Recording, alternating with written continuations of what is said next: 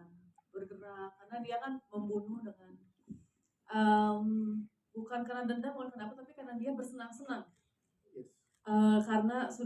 Karena bisa menghantui Mira gitu. Jadi benar-benar yang difokuskan saat workshop juga adalah gerakan-gerakan bagaimana lawan membunuh, bagaimana cara dia berjalan, tapi dia ingin tetap terlihat cantik, namun juga creepy, dan itu tuh benar-benar fisik ya yang harus diolah ya Pak. Dan end up mungkin di bagian terakhir yang aku sangat senang adalah scene bersama Parosa karena itu benar-benar udah the highest level koreografi yang akhirnya Lawean bisa tunjukin di scene ya gitu. Butuh berapa lama untuk latihan di saat untuk mendapatkan gerakan-gerakan itu? Wah, mungkin untuk fokus bertemu Parosanya ada sekitar 2 minggu. Ya. 2 minggu tapi dengan mengerjakan PR, melihat juga beberapa referensi dari beberapa adegan-adegan yang akhirnya kita akumulatifkan menjadi satu, itu benar-benar sampai syuting pun aku masih latihan sih biar nggak kaku ya nanti di depan kameranya gitu. Tepuk tangan dong untuk Aura Karisma. Terima kasih. Kita ke Clara Bernadette juga yang sangat luar biasa penampilannya di sini. Tapi memang kita harus hati-hati karena ada beberapa teman-teman media yang sedang live Instagram dan TikTok ya. Jadi ada yang sedang live buat teman-teman yang menyaksikan ini secara live di rumah atau dimanapun. Sabar ya, kita belum bisa spoiler nanti tonton mulai 18 September. Tapi Clara, penampilan yang luar biasa di sini, kita pengen tahu gimana proses kamu mendalami karakter ini dan nge-build chemistry, terutama dengan Rehanun karena ada adegan yang sangat intens di sini. Silakan Clara. Terima kasih, selamat sore semuanya. Buat pendalaman karakter Putih sendiri, yang pasti banyak diskusi sama Mas Nugro. Terus ada coach acting juga sama Mas Rosa. Karena emang yang banyak diolah adalah fisiknya si Putih juga. Jadi seperti yang kalian juga ada keganjalan yang karakter Putih ini bawakan. Dan itu emang harus sesmooth mungkin.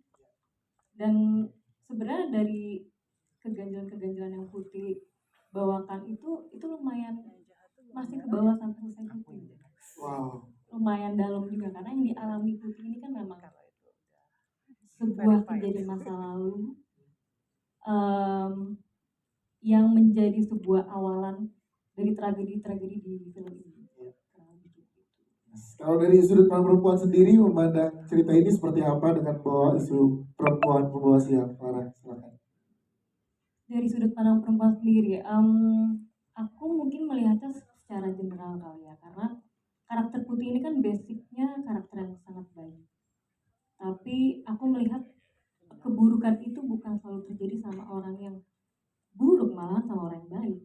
Tapi bagaimana si Putih ini meresponi atau menjalani kehidupannya. Menurut aku harusnya mungkin belajar lebih ikhlas. Yes. Karena kadang-kadang hal yang membekas di dalam hatinya dia tentang masa lalu itu kalau dia mengeluarkan dengan keburukan juga, pasti keburukan akan mendatangi dia juga. Itu dia, terima kasih. Seperti itu. Siap, terima kasih Clara Bernadette. Kita ke Morgan. Morgan hadir di sini dengan jadi karakter Bana ya, nanti pulang akan dibawakan rendang. Ada di pintu keluar udah tersedia ya paket-paket yang bisa dibawa pulang. Yes. Sebelumnya teman-teman media belum sempat ketemu pada saat official trailer kita ngobrol. Nah, untuk Morgan sendiri kita pengen balik situ dulu sebentar. Gimana Morgan saat ditawari untuk dipercaya menjadi Bana, pada saat itu kamu gimana menerimanya dan rasa tersendiri dari Morgan? Silakan. Selamat sore teman-teman, terima kasih udah menyempatkan waktu untuk datang nonton.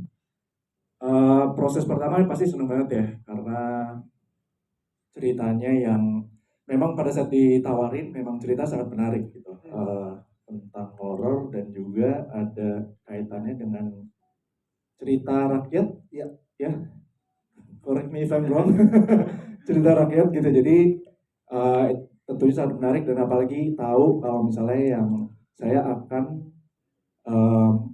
banyak melakukan adegan-adegan atau misalnya scene partner saya adalah Rehanun, langsung aja kayak yes.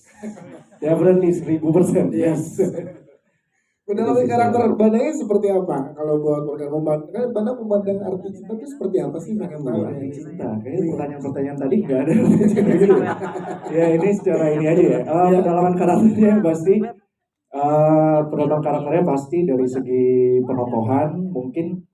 Waktu itu saya banyak ngobrol juga sama Mas Nugros dan juga Mas Rosa terkait warna itu seperti apa. Tapi kalau misalnya dari bentuk tubuh atau misalnya gestur, karena misalnya karena Bana ini punya rumah makan gitu, jadi saya minta sama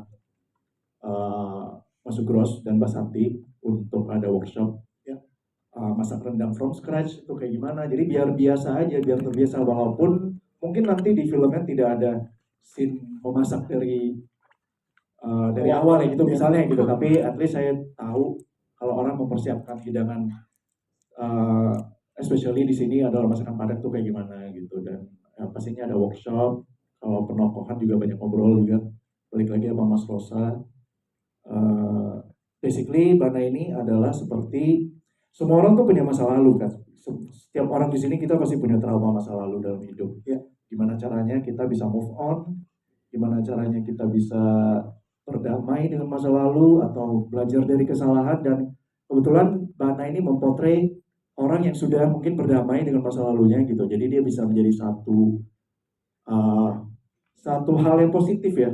Kalau misalnya saya lihat di film ini untuk Mira gitu, ya, sebagai satu tempat untuk pulang lagi gitu. Karena Bana sudah pernah melewati fase itu dan dia harus berjuang sendiri. Dan Bana ini termasuk tulus banget dan dia mau, ayo Mira, kalau misalnya kamu mau move on, ayo saya bantu, kita sama-sama menuju ke tempat yang lebih baik. Morgan, oh itu tangan untuk Morgan. Terima kasih. Kira-kira begitu. Terima kasih. Terima kasih Morgan. Kita ke Raihanun. Raihanun, kita pengen tahu juga gimana seorang Raihanun mendevelop karakter Mira ini sehingga kita terbawa dari awal sampai dengan akhir. Sampai tadi ada rasa itu, ada rasa haru tapi romantis tapi batin bergetir gitu rasanya. Ini gimana sih menjaga sepanjang produksinya? Silakan Raihanun. Selamat sore semuanya, Assalamualaikum warahmatullahi wabarakatuh. Saya Raihanun, saya di sini berperan sebagai Mira. Sedikit tadi bersinggung Mbak Santi sempat bahas soal bawang merah bawang putih ini. Jadi memang dibuat karakternya itu dikupas dikit-dikit seperti kita ngupas bawang gitu kan. Jadi journey-nya si Mira ini dari awal cerita sampai mungkin ke pertengahan itu dikasih lihat bahwa ini ada apa sih dalam hidupnya dia gitu.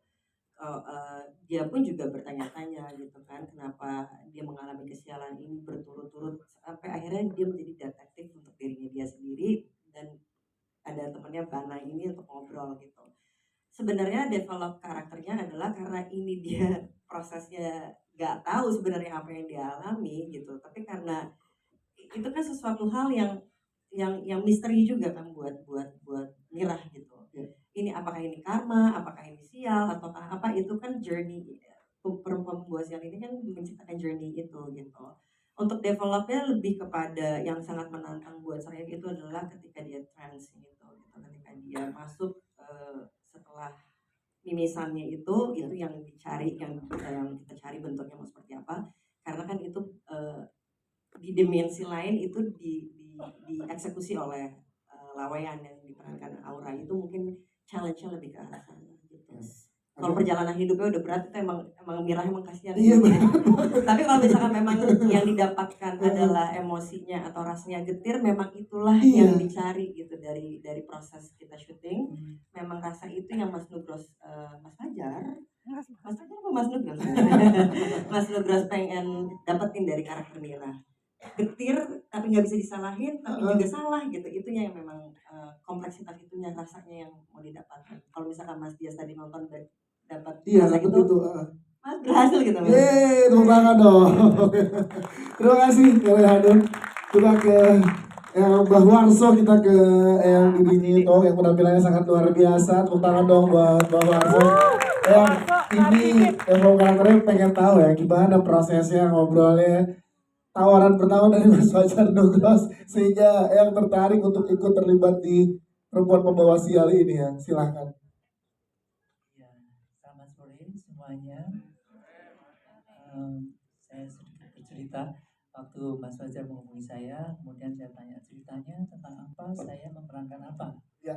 Lalu Mas Fajar bisa bilang untuk menjadi dukun manten.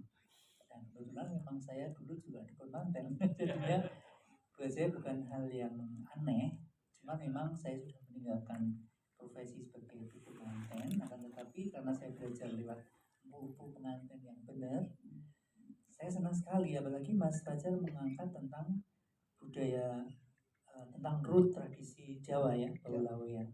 Lalu ada dukun manten, karena sekarang banyak sekali dukun manten yang sudah tidak mengenal apa itu ritual seorang dukun manten. Tidak hanya merias, karena dia juga harus bisa memasang sembogo dan sebagainya. Sembogo itu ya adalah nanti itu kayak kuliah harus dijelasin. Ya itu, sehingga saya memang waktu berperan itu saya total sekali. Saya ingin menunjukkan bahwa kita kalau serius kita itu bisa, karena itu ilmu dari leluhur, ya, peninggalan leluhur. Seperti pemilihan kain seorang dukun manten itu ada aturannya, warnanya hitam, lalu bahannya dari apa itu ada. Cuman saya kesulitan mencari itu karena sekarang sudah tidak diproduksi, karena kebanyakan sudah terpengaruh modernisasi, sehingga yang budaya-budaya asli yang memang punya makna filosofi yang dalam itu sekarang mencari bahannya agak susah. Dan saya konsultasi dengan guru saya ahli Sanskerta, beliau Romo Manu yang bisa membaca prasasti-prasasti. Itu kemudian masalah mantranya, nanti saya mau serius banget ya. Serius banget ya. Serius banget ya. Ini riset yang luar biasa karena ini kan sebuah tradisi ya, Benar. itu yang harus dijaga kan. Benar, saya nggak pernah main-main sih soalnya.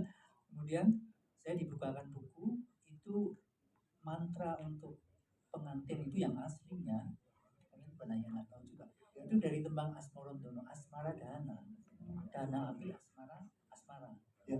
Jadi itu ada kaitannya dengan pada waktu Siwa membakar Asmara Ratih dan salah satu episode Mahabharata. Nah, buku itu dari Lontar Gianyar dalam bahasa Sanskerta. Itu ada sekitar 21 pupuh lagu Asmara Dana itu. Satu pupuh itu yang Asmara ada larinya nani ada sekian, itu satu pupuh istilah. Satu apa ya? Satu part itu. Nah itu kurang lebihnya sedemikian. Jadi syairnya aja kata-katanya saya ganti, takut kalau terjadi beneran. Ini berarti ini karya yang sangat luar biasa karena menjaga tradisi juga ya, nggak hanya isu yang tadi dibawa, tapi menjaga tradisi ini juga jadi sangat penting ya yang memandangnya.